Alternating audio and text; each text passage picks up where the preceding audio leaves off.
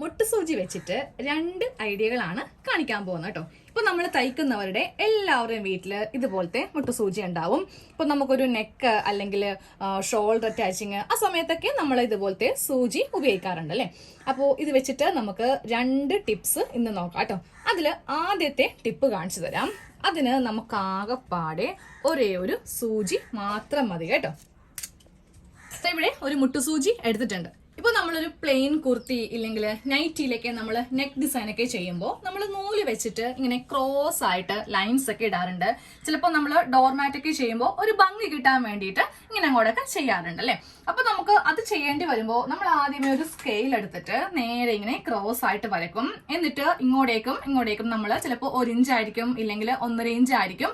ആ ഒരു വിഡ്ത്തില് നമ്മൾ കുറെ ലൈൻസ് ഒക്കെ വരക്കാറുണ്ട് അല്ലെ.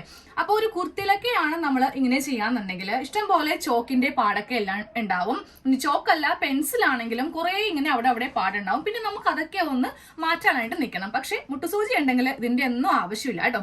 എങ്ങനെയാണെന്ന് കാണിച്ചു തരാം. അപ്പൊ ഏത് അളവിലെ സൂചിയാണെങ്കിലും കുഴപ്പമില്ല, കുറച്ച് വലുതോ ചെറുതോ എന്താണെങ്കിലും കുഴപ്പമില്ല, നമുക്കത് മാറ്റി എടുക്കാവുന്നേ ഉള്ളൂ. ഇപ്പൊ ഞാനിപ്പോ 2 സൈസിലുള്ള എടുത്തിട്ടുണ്ട്. കുറച്ച് ചെറുതും കുറച്ച് വലുതുമാണ്. പക്ഷെ സൈസ് നമുക്ക് പ്രശ്നമേ അല്ല കേട്ടോ.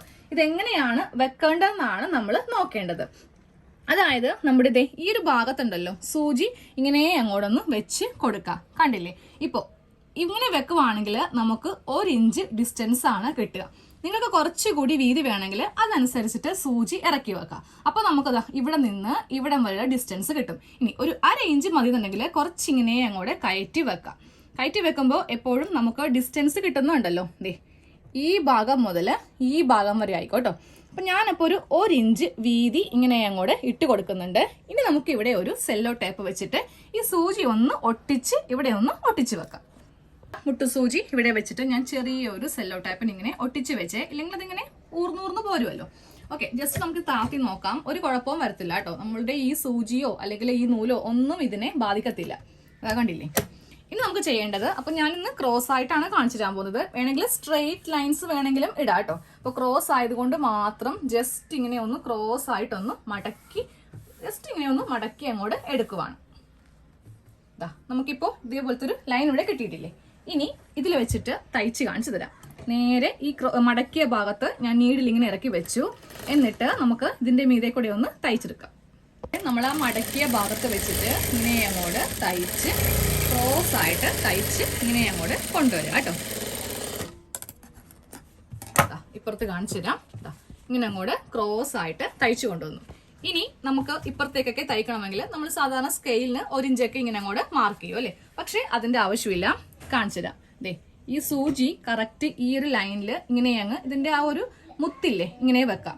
എന്നിട്ട് നമുക്ക് ഇത് കണക്കാക്കി ഇങ്ങനെ അങ്ങോട്ട് തയ്ച്ച് എടുക്കാം. അപ്പൊ ചോക്ക് കൊണ്ട് വരയ്ക്കേണ്ട ആവശ്യം ഇല്ല.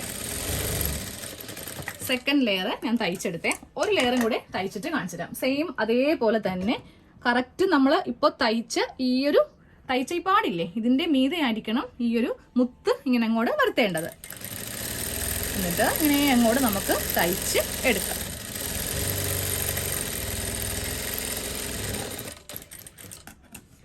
പ്രാവശ്യം കാണിച്ചില്ല കേട്ടോ. ഇതാ കണ്ടില്ലേ? നമുക്ക് ഒരു മാർക്കിംഗ് ഒന്നും ഇല്ലാതെ ഇങ്ങനെ അങ്ങോട്ട് തയ്ച്ച് നമുക്ക് എടുക്കാം. ഒറ്റൊരു ലെയർ ഞാൻ ഫുള്ളായിട്ട് ഇങ്ങനെ അങ്ങോട്ട് തയ്ച്ചെടുത്തിട്ടുണ്ട്. ഇനി നമുക്ക് വീണ്ടും ഇങ്ങനെ അങ്ങോട്ട് ക്രോസ് ആയിട്ട് തയ്ക്കാം. എന്നാലേ കാണാനായിട്ട് നല്ല ഭംഗി ഉണ്ടാവുള്ളൂ.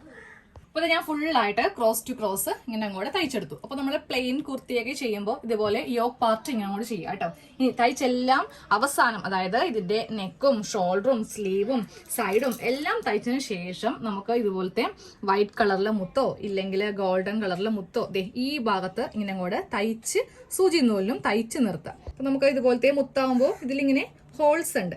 അപ്പൊ സൂചി നൂലിലും തയ്ച്ച് ഇങ്ങനെ അങ്ങ് വെക്കുവാണെങ്കിൽ നല്ല ഭംഗിയായിരിക്കും. പ്ലെയിൻ കുർത്തിയാണ് ഏറ്റവും കൂടുതൽ കാണാൻ ഭംഗി. അപ്പൊ നമ്മൾ ഇതിൽ ഇങ്ങനെ യോക്കിലൊക്കെ എന്തെങ്കിലുമൊക്കെ ഒന്ന് ചെയ്ത് കൊടുക്കാം. ഞാനിത് സൂചി നൂലിലും കോർത്ത് കാണിക്കുന്നില്ല, ജസ്റ്റ് ഞാനിതിന്റെ ഭംഗി ഒന്ന് കാണിച്ചു തരാം.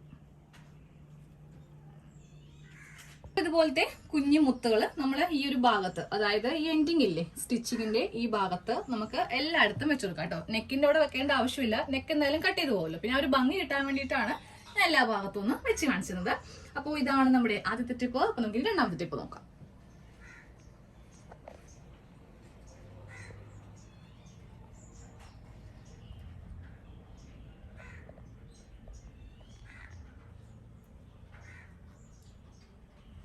ഇപ്പൊ നമ്മൾ ഒരു ചുരിദാറിന്റെ നെക്കൊക്കെ തയ്ക്കുമ്പോൾ നമ്മൾ എന്താണെങ്കിലും മുട്ടുസൂചി ഷോൾഡറിന്റെ ഭാഗത്തൊക്കെ കുത്തി വെക്കാറുണ്ട്. അതായത് ആ തുണി ഇങ്ങനെയൊന്നും തെന്നിപ്പോവാത്തേക്ക് ഇരിക്കാൻ വേണ്ടിയിട്ട്.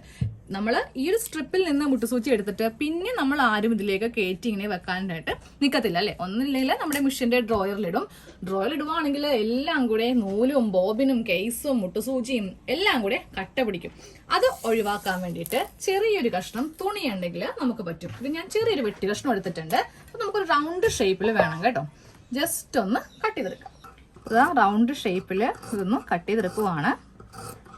റൗണ്ട് ഷേപ്പിൽ ഒന്ന് കട്ട് ചെയ്തെടുത്തിട്ടുണ്ട്. ഇതിന്റെ ഉൾഭാഗം എടുക്കാം കേട്ടോ.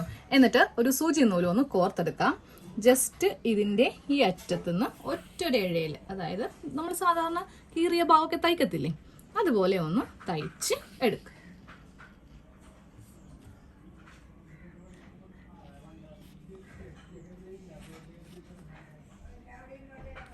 ഇങ്ങനെ ഒന്ന് റൗണ്ട് ആയിട്ടൊന്ന് തയ്ച്ചെടുത്തിട്ടുണ്ട്.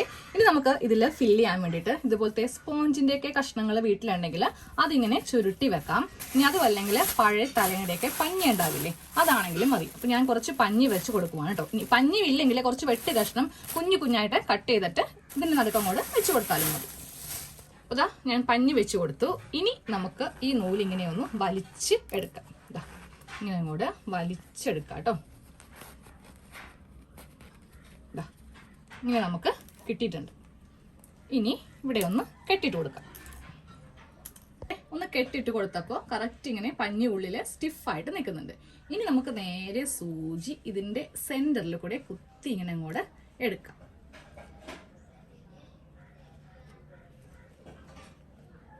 കറക്റ്റ് സെന്ററിൽ വരണം കേട്ടോ. ഇപ്പോഴാണ് കറക്റ്റ് സെന്ററിൽ വന്നത്. എന്നിട്ട് ഇങ്ങനെ കുത്തി എടുത്തിട്ടുണ്ട്. ഇനി നേരെ ഇങ്ങനെ അങ്ങോട്ട് നമുക്ക് റൗണ്ട് ചെയ്ത് എടുക്കാം. ഇങ്ങനെ കുത്തിയെടുത്തു. ഇനി വീണ്ടും ഇങ്ങനെ കുത്തിയെടുക്കാം. ഓരോന്നും നമുക്ക് സെപ്പറേറ്റ് ചെയ്ത് കൊടുക്കാം.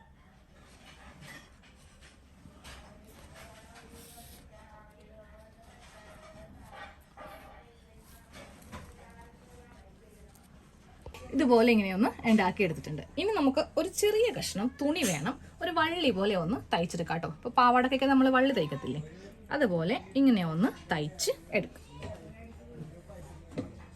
വള്ളി ഒന്ന് തയ്ച്ചെടുത്തിട്ടുണ്ട്. ഇനി നമുക്ക് ഈ വള്ളിയുടെ സെന്ററിലായിട്ട് ഇതിങ്ങനെ ഒന്ന് ഫിക്സ് ചെയ്ത് ഇനി വീണ്ടും നൂലും സൂചിക്കും ഒന്ന് കോർത്ത് വെക്കാം. അപ്പൊ നമ്മള് ഇതുപോലെ ഇങ്ങനെയൊന്ന് കെട്ടിയെടുത്തിട്ടുണ്ട്. അപ്പോൾ നമ്മുടെ ആ ഒരു ബൗ റെഡി ആയിട്ടുണ്ട് കേട്ടോ. ഇത് എവിടെയാണ് വെക്കുന്നതെന്ന് കാണിച്ചു തരാം.